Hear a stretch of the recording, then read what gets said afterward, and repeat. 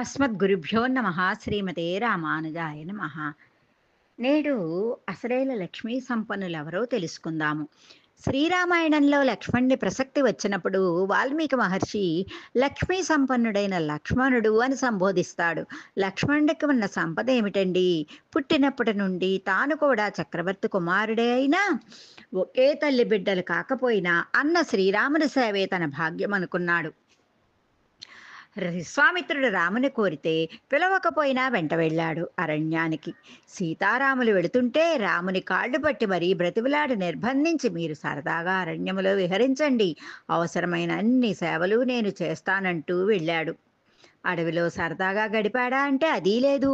పర్ణశాల నిర్మించాడు, అన్నావతుల సేవ చేశాడు. అంతేకాదు, పర్ణశాల శుభ్రం చేయటం, నీరు తేవటం, అన్నగారికి అనుష్ఠానానికి అవసరమైన ఏర్పాట్లు, పూలు పండ్లు నీరు తెచ్చిపెట్టడం, ఆహారానికి కందమూలాలు సేకరించాడు. ఇది అది అని కాదు, అన్ని సేవలు వారు నిద్రిస్తుంటే కాపలా కూడా కాశాడు. మాయామృగం వెంట రాముడు వెళ్ళినప్పుడు సీతమ్మతో పడరాని అపనిందలు పడ్డాడు. సీతమ్మ అపహరణ తరువాత రాముని ఆగ్రహానికి గురి అయ్యాడు. సీతమ్మ అపహరణ తరువాత రాముని కనిపెట్టుకుని ఉండి ఓదార్చటం రావణునితో యుద్ధంలో ప్రాణాలు కోల్పోయేంత పని అయింది. రావణుని వధ తర్వాత పట్టాభిషేక సమయంలో ఒక చెయ్యి చాలదన్నట్లు రెండు చేతులతో వింజామర వీచాడు. మరి ఏమిటండి లక్ష్మీ సంపన్నత? ఒకరికి ఊడిగం చేయటం సంపన్నత? అవును, లక్ష్మణుని సంపద పరమాత్మ సేవ మాత్రమేక. భవంతులు, బంగారము, సంపదలు మొదలైనవి అసలైన సంపద కాదు. భగవంతునికి సేవ చేయటమే, ఆ అవకాశం రావడమే అంతులేని సంపద. అటువంటి సంపదను కోరి మూటగట్టుకున్నాడు లక్ష్మణుడు.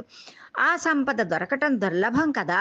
అనేక మంది భగవత్ సేవ చేస్తుంటారు, కానీ వారిలో నిష్కామంగా, అంటే ఏ కోరిక లేకుండా సేవే భాగ్యమని చేసేవారు ఎంతమంది ఉంటారండి? అటువంటి సేవ చేశాడు కనుకనే లక్ష్మణుని లక్ష్మీ సంపన్నుడు అని వాల్మీకి మహర్షి సంబోధించాడు.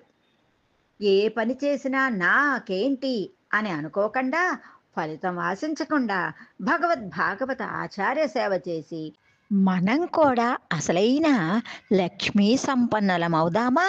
జై గోవింద. సర్వే జనా సుఖినో భవంతు, లోకా సమస్త సుఖినో భవంతు.